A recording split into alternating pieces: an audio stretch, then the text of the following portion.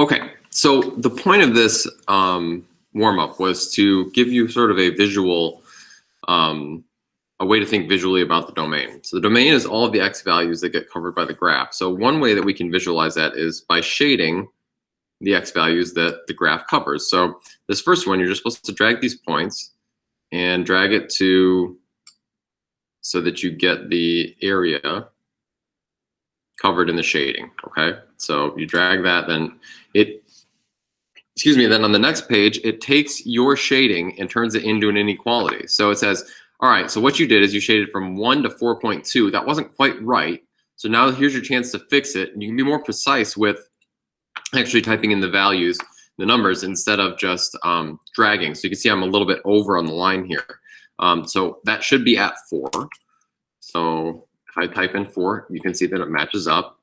Turn that in or whatever. So we can see here that we go from 1 to 4. Okay, next.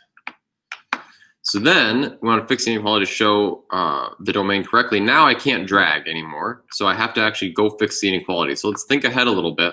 Looks like this goes from about negative 1.5, negative 1.5 here, to 1, positive 1.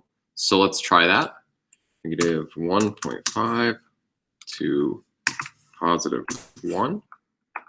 Try again. Negative 1.5. There we go.